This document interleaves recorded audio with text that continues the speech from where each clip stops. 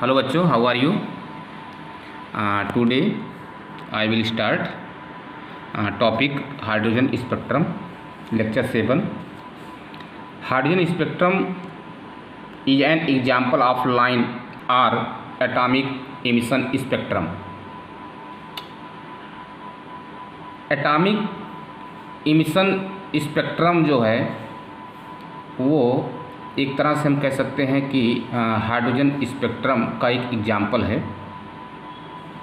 When an electric discharge is pass through hydrogen gas at low pressure, जब electric discharge tube में low pressure पर hydrogen gas को पास किया जाता है तो ए ब्लिस लाइट इज इमिटेड. उस कंडीशन में एक ब्लिस लाइट जो होती है हमको प्राप्त होती है. This light show discontinuous line spectrum of several isolated sharp line through prism. Prism से लाइट ये शो करती है कि प्रिज्म से डिसकंटिन्यूअस स्पेक्ट्रम की जो लाइन होती है वो काफ़ी संख्या में आइसोलेट शार्प लाइन हमको मिलती है, वो भी discontinuous. All these lines of hydrogen spectrum have Lyman, Balmer, Paschen, Brackett, Pfund and Humphrey series. हमको जो लाइनें प्राप्त होती हैं स्पेक्ट्रम की वो लाइमन होती है, बामर होती है, Paschen, Brackett, Pfund and Humphry होती है. These spectral series were named by the name of scientists discovered them. ये जो हमको स्पेक्ट्रम की लाइनें प्राप्त होती हैं वो साइंटिस्टों के नाम पर ही रखी गई हैं. लाइमन, बामर ये सभी साइंटिस्ट होते हैं, उन्हीं के नाम पर ये स्पेक्ट्रम लाइन को क्या किया गया है, नेम्ड किया गया है. To evaluate wavelength of various hydrogen lines, Rydberg introduced the following expression.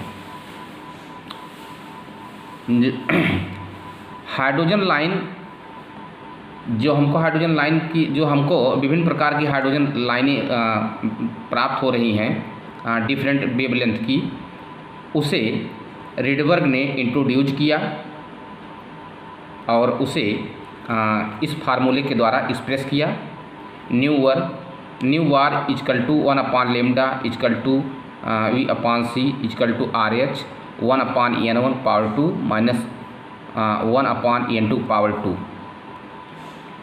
देखो बेटा, होता कैसे है कि आपने पढ़ा होगा कि बोहर थ्योरी में बताई गई थी कि जब इलेक्ट्रॉन ग्राउंड स्टेट से हायर स्टेट में वो जंप करता है तो उस कंडीशन में वो क्या करता है कि एनर्जी जो होती है वो एब्जॉर्ब करती है और जब वो एक्साइटेड से लोअर स्टेट में आती है तो वो एनर्जी को इमिट करती है. तो एक चीज़ ये देखा गया कि बोहर का जो ऑर्बिट्स था उसमें जो इलेक्ट्रॉन की एनर्जी का जो फार्मूला आया वो आया था E1 equal to -2 pi square m z square e power 4 n h, मतलब n पावर 2 और h स्क्वायर. सेकंड एनर्जी के लिए वैल्यू जो बनाई गई वो -2 pi square m z square e 4 n 2 power 2 h square. अब आप देखो कि अभी हमने कहा कि दो डिफरेंस एनर्जी का जो अंतर होता है वो डेल्टा E होता है जो h न्यू के बराबर होती है. तो delta E is equal to SC/λ, क्योंकि न्यू इजकल टू क्या होता है C/λ होता है, तो यहाँ वैल्यू पुटअप कर दिया गया, SC/λ हो गया. और यहाँ पे आप देखें कि 2 pi square m z square e 4/h square इसे कॉमन ले लिया गया और बड़े ब्रैकेट के अंदर 1/n1 power 2 minus 1/n2 power 2 कर दिया गया. फिर आप देखो then after h nu equal to हो गया आपका 2 pi square m z square e power 4/1/n1 power 2 minus 1/n2 power 2 और ये बटे हो जाएगा बेटा यहाँ पे एच स्क्वायर हो जाता है, ये एच स्क्वायर हो गया। तो न्यू इक्वल टू क्या हो जाएगा 2 pi square M Z square एक पावर 4, ये हो जाएगा एच स्क्वायर और ये एच हो गया क्यूब, अब बड़ा ब्रैकेट में 1/n1 power 2 minus 1/n2 power 2। ठीक है, तो आप इसे, क्योंकि न्यू बार इक्वल टू क्या होता है upon lambda equal to V upon C, nu bar equal to क्या हो जाएगा 2 pi square M Z square एक power 4 C H power cube, और ये हो गया 1/n1 power 2 minus n2 power 2। तो अब ये देखें, ये वैल्यू जो होती है ये आर एच की इक्वल होती है, जिसे हम क्या कहते हैं रिडवर कांस्टेंट कहते हैं। तो 2 pi square M Z square एक power 4 upon C H cube, ये आर एच की इक्वल हो गया। तो न्यू बार इक्वल टू क्या हो जाएगा आर एच इक्वल टू बड़े ब्रैकेट में 1/n1 power 2 minus 1/n2 power 2, या इसे हम 1 लेमडा लिख सकते हैं। इसे हम देखें लिख सकते हैं 1 lambda equal to R H बड़े ब्रैकेट में 1/n1 power 2 minus 1/n2 power 2। यहाँ आर एच जो होता है बेटा ये कांस्टेंट होता है, जिसे आप रिडवर कांस्टेंट कहते हैं, जिसकी वैल्यू कितनी होती है 10967800 मीटर पावर -1। ठीक है, ये कैलकुलेशन था। सेकंड है टॉपिक इसका कि ऑल दो hydrogen atom consist only 1 electron. जैसा कि आप जानते हैं कि हाइड्रोजन के पास जो होता है, आप जानते हैं हाइड्रोजन के 3 आइसोटोप होते हैं, प्रोटियम ड्यूटेरियम टाइटेरियम, और सबके पास 1 इलेक्ट्रॉन होते हैं। It's spectra consist of many spectral line, और ये देखा गया है कि उनकी जो स्पेक्ट्रल लाइन होती है वो कई संख्या माने अधिक संख्या में उनकी स्पेक्ट्रल लाइन हमको प्राप्त होती है। उसका कारण होता है कि electron in different hydrogen atom, hydrogen atom के जो इलेक्ट्रॉन होते हैं वो डिफरेंट टाइप के होते हैं, absorb different amount of energy, और वो डिफरेंट टाइप की एनर्जी को भी एब्जॉर्ब करते हैं, और उस कंडीशन में are excited to different energy level, और फिर वो क्या होते हैं कि एक्साइटेड कंडीशन में चले जाते हैं, और उसकी भी एनर्जी लेवल क्या होती है डिफरेंट होती है। Since life time of electron in these excited state is very small, और एक्साइटेड स्टेट में जो होता है वो इलेक्ट्रॉन कुछ ही समय तक क्या होता है वहाँ पे स्टे करता है, they return to some lower energy level, और फिर वो क्या होता है कि कुछ समय तक रहने के बाद फिर वो अपनी लोअर स्टेट में रिटर्न हो जाता है। तो मैक्सिमम नंबर ऑफ इससे क्या होता है, इससे आपको जो होता है जब इलेक्ट्रॉन लोअर से एक्साइटेड स्टेट में जाते हैं तो फिर उस कंडीशन में जो होती हैं हमको स्पेक्ट्रल कई लाइनें ऑब्टेन होती हैं। तो इलेक्ट्रॉन अगर वो लोअर से एक्साइटेड स्टेट में जा रहा है तो उसके पीछे का रीजन ये होता है कि वो कई तरह की स्पेक्ट्रम लाइन बना रही है, और उसी स्पेक्ट्रम लाइन की हमको क्या करनी होती है एक्सप्लेनेशन करनी होती है। तो maximum number of lines produce when an a jump from nth level to ground level. जैसा कि आप जानते हो कि मैक्सिमम नंबर ऑफ लाइंस जो हमको प्रोड्यूस हो रही है वो क्यों प्रोड्यूस होती है, उसका कारण होता है कि इलेक्ट्रॉन जो होता है जब ग्राउंड लेवल से इनफाइनाइट लेवल तक जंप करता है तो उसमें कई हमको लाइनें ऑब्टेन होती हैं। तो उसके पीछे का रीजन यही था। और वो जो लाइनें हमको प्राप्त होती हैं वो लाइनें क्या होती हैं, वो लाइमन है, बामर है, पास्चन है, ब्रैंकट है, फुंड है और हमफ्री है। इस तरह की लाइनें हमको मिलती हैं। अब हम देखो बेटा इसमें जैसे ये आप देखो N1, N2, N3, N4, N5, N6, N7 ये क्या होते हैं, ये सेल हैं, सेल नंबर हैं जिसे आप KLM, OP, Q आदि इस तरह आप रिप्रेजेंट करते हैं। N1 इक्वल टू अगर 1 होता है तो ये लाइमन सीरीज बोली जाती है। अब आप देखो इसके केस में हम क्या कह सकते हैं कि इट इज ये first series of spectral line of hydrogen, मतलब ये हाइड्रोजन की जो है पहली स्पेक्ट्रल लाइन होती है जिसे हम लाइमन के नाम से जानते हैं। N1 इक्वल टू यहाँ पे 1 बोला जाएगा क्योंकि ये पहली सीरीज है, और N2 का केस जो होगा वो 2, 3, 4, 5 होगा क्योंकि N1 इक्वल टू 1 हो गया। उसके बाद आप देखें 2, 3, 4, 5 इस तरह की लाइनें इसमें मिलती हैं। इट वाज फाउंड, एक चीज़ और भी देखा जाएगा कि N1 जो कंडीशन होता है इसका ग्राउंड स्टेट बोला जाता है। लेकिन 2, 3, 4, 5 इलेक्ट्रॉन N1 से 2 में भी जा सकता है, N1 से 3 में भी जा सकता है, N1 से 4 में भी जा सकता है, N1 से 5 में भी जा सकता है। तो ये 2, 3, 4, 5 जो होता है वो उसका एक्साइटेड स्टेट होता है। तो हम कह सकते हैं कि N2 excited state of electron present in ये हाइड्रोजन एटम। थर्ड टॉपिक इसका ये बनता है कि it was found out in ultraviolet region in 1898 by Lyman. ये लाइमन सीरीज जो होती है ये अल्ट्रावायलेट रीजन में ये पाई जाती है और जिसकी डिस्कवरी जो है वो किसने की थी, लाइमन ने की थी 1899 में।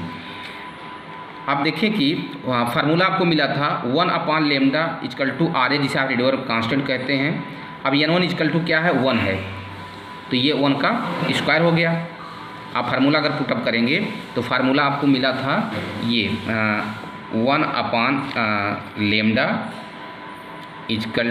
RH और ये हो गया 1 N1 का पावर 2 माइनस N2 का पावर 2। ये ग्राउंड स्टेट को शो करता है, ये स्टार्टेड स्टेट को शो करता है। तो आप देखिए N1 क्या हो गया, यहाँ पे N1 पुटअप कर दिया गया 1, ठीक है, और N2 का स्क्वायर हो गया, वही है। अभी उसमें इलेक्ट्रॉन जो है आपके उसी स्टेट में बना हुआ है, इसलिए स्टार्टेड स्टेट में नहीं है, वो ग्राउंड स्टेट में ही है, तो इसलिए स्टार्टेड स्टेट को नहीं टच किया गया है। होयर N2 ग्रेटर देन 1 ऑलवेज, हमेशा N2 जो होगा वो क्या होगा, ये 1 से क्या होगा, ऑलवेज होगा, मतलब सदा जो होता है, मतलब ऑलवेज पाया गया कि N2 जो होता है वो ग्रेटर देन 1 होता है। सेकंड होता है कि लिमिटिंग लाइन N2 इनफाइनाइट होती है। ये मतलब इलेक्ट्रॉन जो होते हैं वो ग्राउंड स्टेट से इनफाइनाइट तक वो जंप कर सकते हैं। Hence the lambda of limiting line हो जाएगा N1 power 2/RH for all series के लिए ये पोजीशन पाया जाएगा।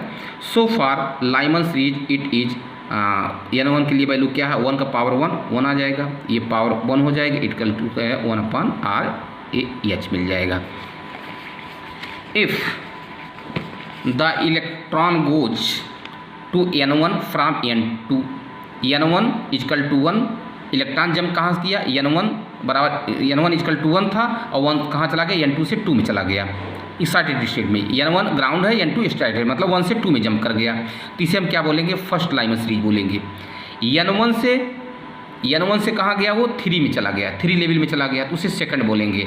अगर हम कहें N1 से वो 4 में चला गया, ये कौन सी सीरीज हो जाएगी, ये थर्ड सीरीज हो जाएगी।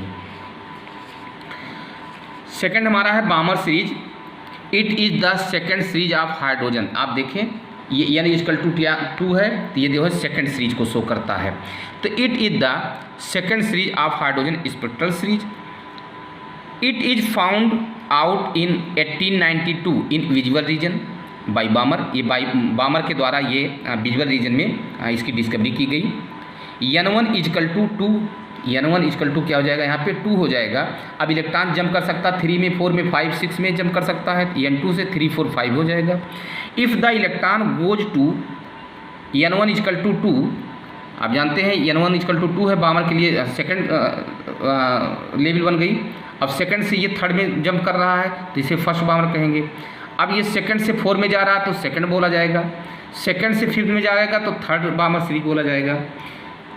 अगला पॉइंट है the lambda of limiting line of बामर series N1 power 2/RH और N1 पावर 2 है, तो N1 कितना है इसका, 2 है, 2 पावर 2 हो गया, 4 आ गया, तो 4/RH आ गया। मतलब बामर की जो लिमिटिंग लाइन की लेमडा वैल्यू है वो क्या है, 4/RH है। वैल्यू पुटअप करेंगे तो यहाँ पे क्या हो जाएगा, N=2 हो गया, 2 पावर 2 हो जाएगा। तो यहाँ पे क्या मिलेगा आपको, N2 जो है वो ग्रेटर देन 2 हो जाएगा। अब थर्ड है पास्चन सीरीज की बात करते हैं। थर्ड में पास्चन सीरीज आ जाइए, N=3 पे आ जाइए। तो हम कह सकते हैं ये जो है हाइड्रोजन स्पेक्ट्रम की थर्ड सीरीज होगी और ये इंफ्रारेड रीजन में पाई जाती है। It is found out in infrared reason. Value देखें N1 क्या आ जाएगा, 3। अब 3 से 4, 5, 6 में जंप कर सकता है, N1 3 एंड N2 4, 5, 6 हो गया। If the electron goes on, अब 3 से इलेक्ट्रॉन जो है 4 में जाता है अगर, तो फर्स्ट पास्चन सीरीज बोली जाएगी। थर्ड से फिफ्थ में अगर जाता है तो सेकंड बोली जाएगी, और थर्ड से अगर सिक्स्थ में जाता है तो थर्ड सीरीज बोली जाएगी। Lambda of limiting line of Paschen series ये हो जाएगा, आप देखो n1 इक्वल टू क्या है 3 पावर 3 हो जाएगा 9/RH हो जाएगा। तो हम कह सकते हैं पास्चन की जो लिमिटिंग लाइन की लेमडा होती है उसकी वैल्यू होती है 9/RH होती है। और आप जानते हैं कि n2 ग्रेटर देन 3 ऑलवेज होगा। और फोर्थ है आपका है पास्चन। आप आ जाएँ पास्चन पे, नहीं पास्चन नहीं बेटा, ब्रैकेट। यहाँ फोर्थ की बात करते हैं ब्रैकेट में। आप जानते हैं हाइड्रोजन स्पेक्ट्रम की फोर्थ सीरीज होती है, और ये जो है इंफ्रारेड रीजन में पाई जाती है। ये इंफ्रारेड रीजन में पाई जाती है। कौन सी ब्रैकेट है ना, ब्रैकेट फोर्थ रीजन में है। और वैल्यू जो है n = 4 है। अब इलेक्ट्रॉन 4 से 5, 6, 7 तक जंप कर सकता है। इलेक्ट्रॉन गोज 4 से कहाँ जा रहा है, 5 में जा रहा है, तो जो ब्रैकेट की सीरीज मिलेगी वो फर्स्ट मिलेगी। 4 से अगर 6 में जाती है तो सेकंड सीरीज मिलेगी। 4 से अगर 7 में जाएगी तो हमको थर्ड सीरीज मिलेगी। The lambda of marginal line of Brackett series, मतलब वही लिमिटिंग लाइन जो आपको मिलती है। तो आप देखें यहाँ पे n1 की वैल्यू कितनी थी, 4 सीरीज की है तो 4 स्क्वायर हो गया, तो लेमडा जो होगी इसकी हो जाएगी 16/RH हो जाएगी। और n2 की वैल्यू ग्रेटर देन 4 होगी ऑलरेडी ऑलवेज। अब हम डिस्कस करेंगे फिफ्थ की। फिफ्थ में है आपका फुंड सीरीज है। It is fifth series of hydrogen. Fifth series में कौन मिलता है आपको, फुंड सीरीज मिलती है। ये भी इंफ्रारेड रीजन में पाया जाता है।